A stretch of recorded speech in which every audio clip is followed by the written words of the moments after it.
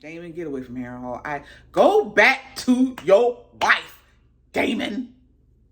Hello, and thank you for tuning in to Embracing My Melanin. It's your girl show, and here we are with another review of House of the Dragon Season 2. We are on episode number 5, okay? And I believe the title of it was Regent, okay? A couple of quick takes, okay? I'm gonna need Alicent to get a little bit of a clue, okay? This, was it me or was her and Rhaenyra just whining this episode, okay? Rhaenyra is up here whining about how her daddy didn't train her for wartime, how the people on her council are just against her. Haven't we been through that? And how, like, she's just saying, like, oh, I didn't get a sword in my hand, and Damon this, and I don't want to I don't want to talk to Damon. I want to have I want to continue the last conversation we had with him. And yeah, it's like, girl, we already know all the stuff. Your daddy did not prepare you. Hell, your daddy didn't prepare your brother either. You know, he didn't prepare y'all for times of war, and now that war is here we go, okay? Because you done lost Auntie Niecy. R.I.P. my Auntie Niecy, okay?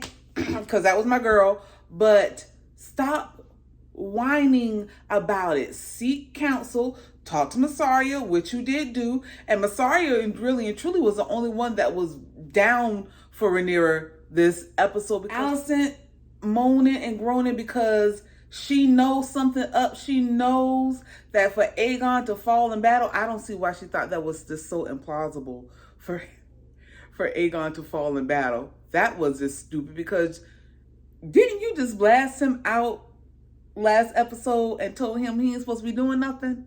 But now here it is, you're all shocked that he fell in battle. But you also clocking that Aemon got that knife. You know what happened. You know what's up, but you up here questioning Crispin chicks about what happened, and he just blatantly lied to your face. And then you're gonna go to the council meeting and say that you want to put yourself up as being regent leader because you did it for Viserys, and you're really and truly shocked that they would tell you no and choose Aemon over you. Number one, they know Aemon crazy, first and foremost. They know Aemon crazy, but also, just like with Rhaenyra, y'all don't know nothing about no damn wars. Aemon is battle ready. The man wanted to take out his auntie cousin. I don't know what they are relation to. I think it was cousin. And the man was ready to doggone take out his brother to sit on that throne. Girl, don't step in the way. Do not step in the way. All you know is a time of peace. You are not ready to go to war. And also, yet again, these men, all they want is war. All they want is bloodshed. That is all they want. They chomping at the bit. It's just like a damn surgeon. A surgeon is ready to cut. And pretty much that's it. You know, some of them are actually wanting to cut and help, but the urge to cut is their number one thing. For men wanting to go to war, going to war is their only thing. Going into battle and coming out on top. But that's that with that. All right, so let's talk. Let's go to the end of the episode, closer to the end of the episode, when Aemon goes into the throne room. He's looking at the Iron Throne. And Helena steps up behind him, and she was like, was it worth the price? We didn't get an answer. But Helena knew. I'm telling y'all right now, Helena is a damn oracle. That girl be knowing. That girl be knowing. Why y'all won't listen to this child, I don't know. I don't know, but listen to her. Okay. Jace going over to the Freys to negotiate because he feel like he gotta do something. He don't want to just sit and wait and watch. So he sneaks on out of the castle to go and talk to the Freys. Okay, so of course the Freys, being the treacherous people that they are, we learn nothing about this in Game of Thrones. We know that the Freys are not to be trusted. They're going to sit back and wait and see how the war go before they choose a side. Because they want to always make sure they're on the winning side. Now, whereas I can understand the thought process of I ain't choosing no sides until I make sure me and mine land on top and we be good after it's all said and done. I get that. However, pick and choose. Like, god darn. But of course, he goes there. They're saying that if they're going to fight or whatever, they want Harrenhal. I'm going to come back to that. They want Harrenhal, and Jason's like, yo, my queen is going to want a lot more if y'all want Harrenhal.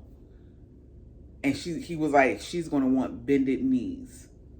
Okay? Pledge all of you to Rhaenyra. And I get it. Jace doing his stuff there's not eat. And of course, at the end, Jace was the one that says, listen, you got other dragons. He talking to Rhaenyra while she's yet again whining that she's not battle ready or ready for wartime, when all her and her grandfather and her great grandfather, all they've known is her father and her great grandfather, all they've known is times of peace.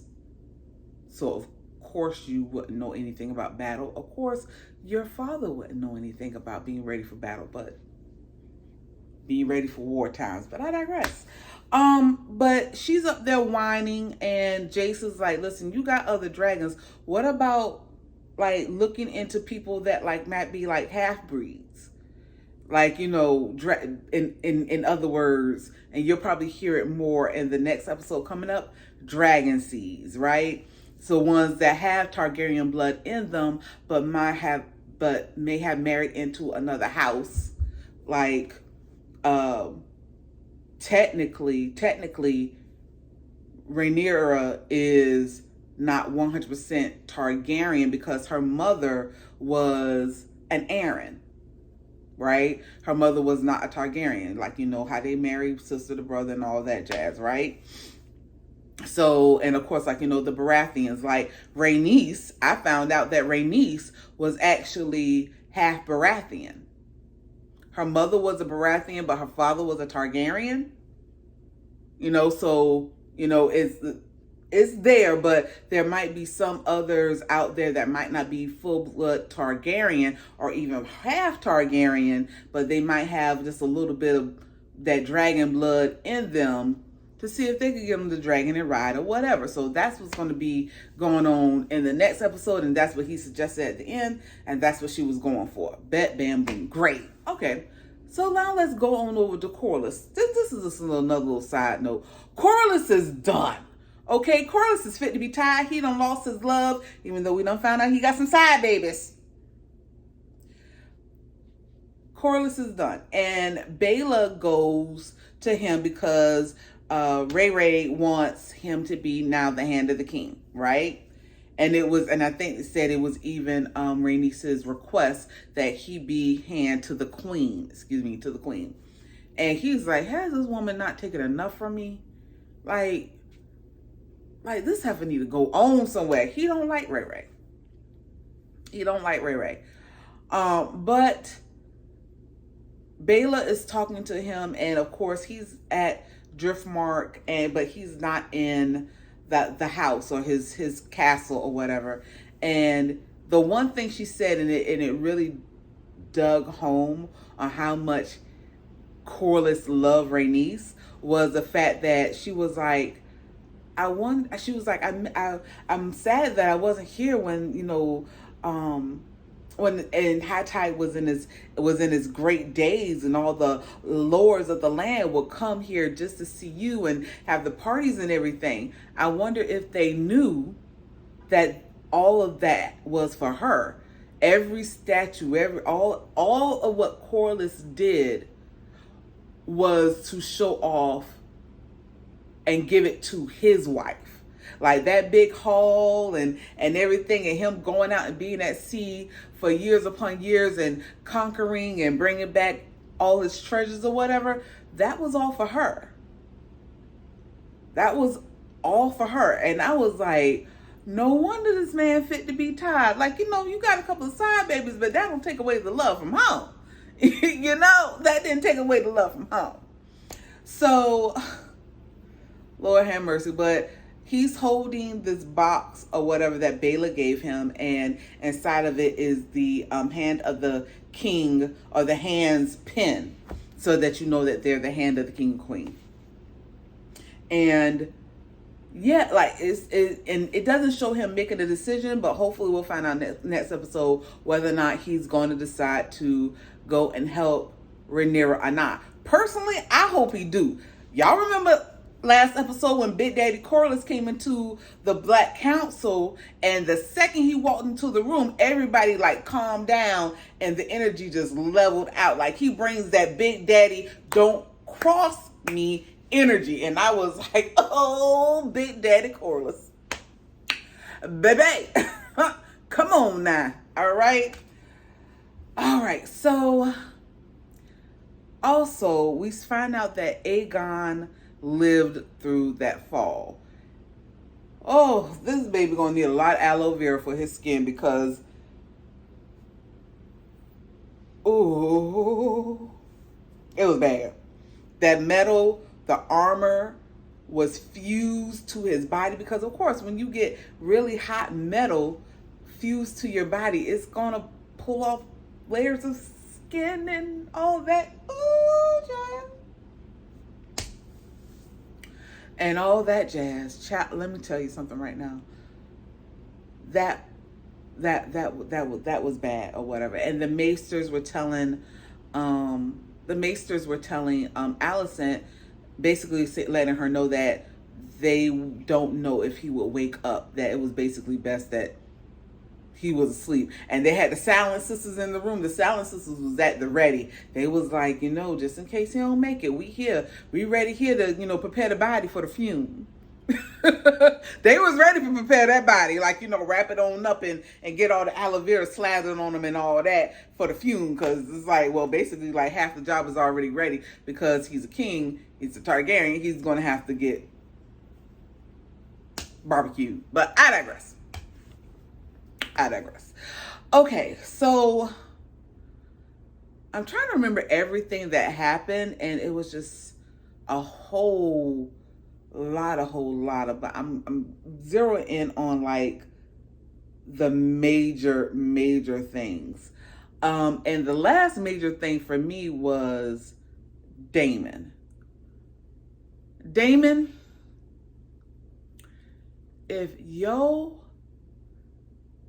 but don't know nothing else, just know that there's a reason why you're not king. And you're very insistent that everybody call you your grace, my king, and all that, because the whole entire while, just like Rhaenyra said, I think it was episode 2, Rhaenyra said, you've been plotting all this all along to get my throne. You've been plotting this all along. You didn't get with me because you wanted to be with me necessarily. I was just in the way of you getting what you wanted. And also you already had some lust for me, because you did. Y'all remember season 1.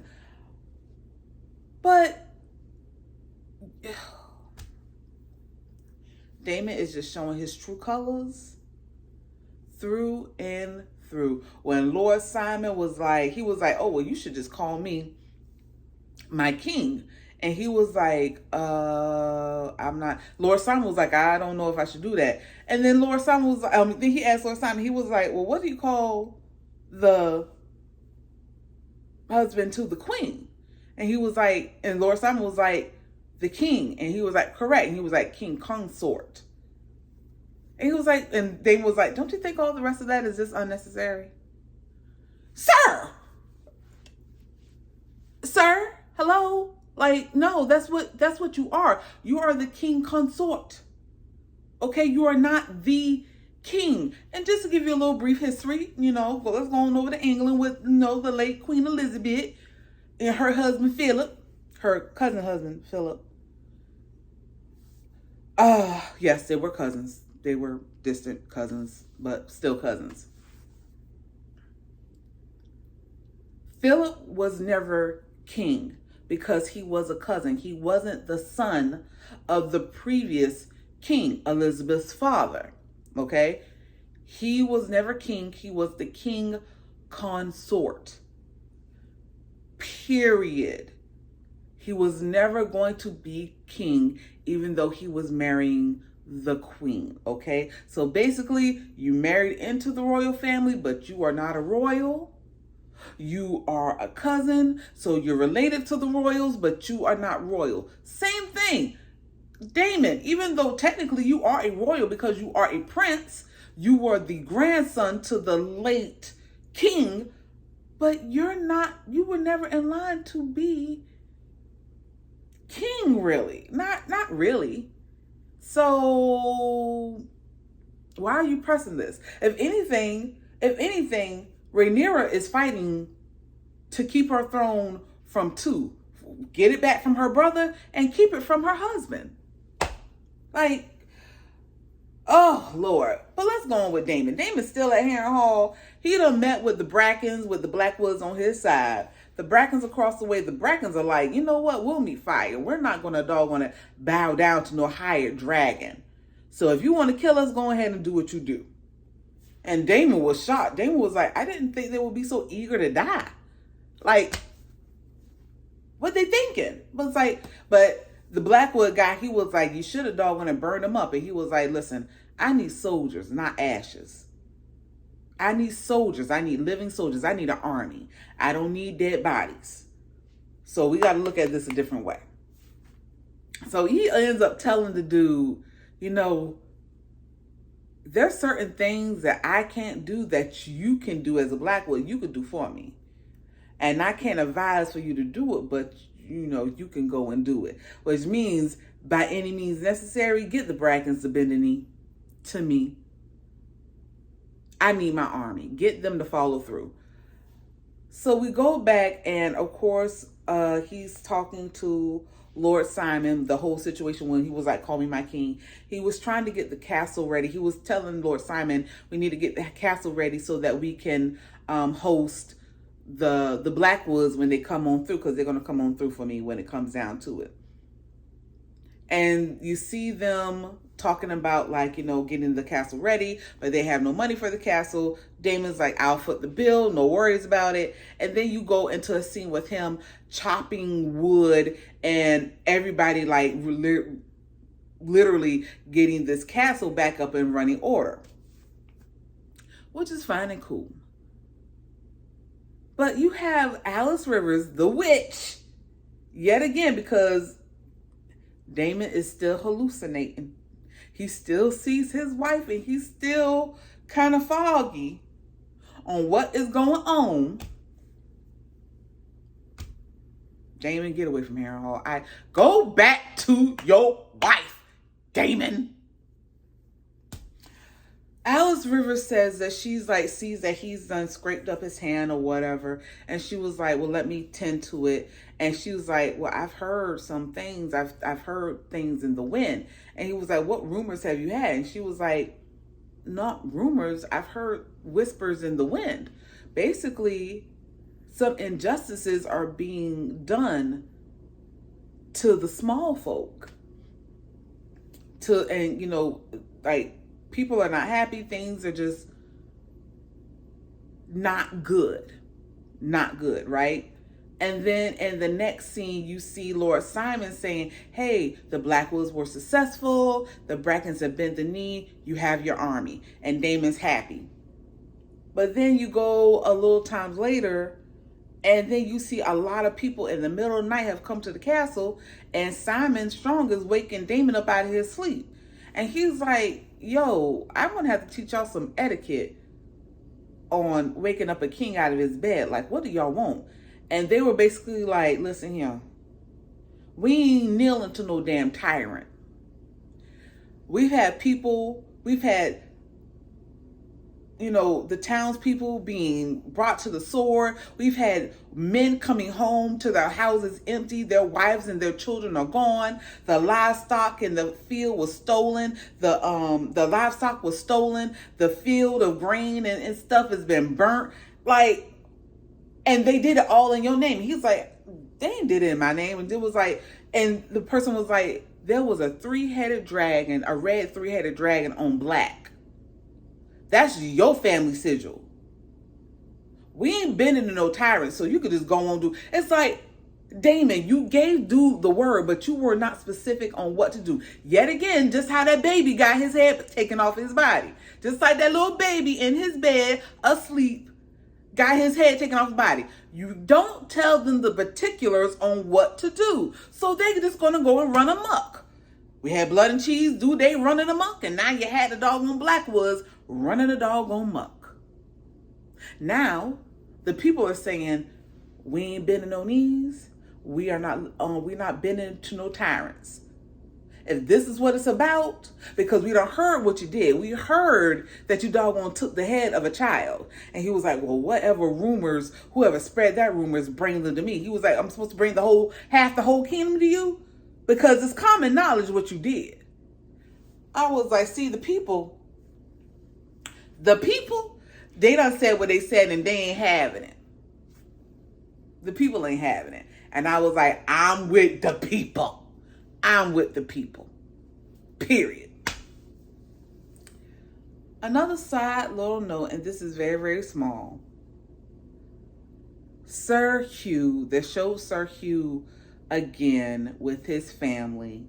And the daughter is really, really sick. And basically another thing, one of the things that Massaria said was, like I said, she said, the people are not happy. They see them, Christian Cole taking that dragon into the city. That's a bad omen. And all the people have known was with your great-grandfather and with your father, all they knew was good times, plenty of work, plenty of food. They knew peace. Now they are starving. They ain't got no food. They ain't got no work. And if they are working, they ain't getting paid. Child, this is a bad omen for them. And now here it is, a dragon head through the city. These people want to leave the city. They are not happy in King's Landing. They are trying to leave the city because there's no work, no food, whatever. And Sir Hugh's wife was like, we could go to my brother's house.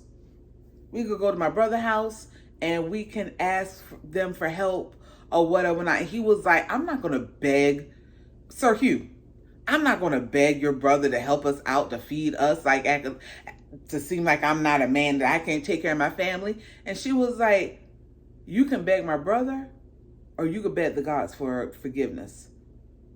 Because that money that the king promised ain't coming.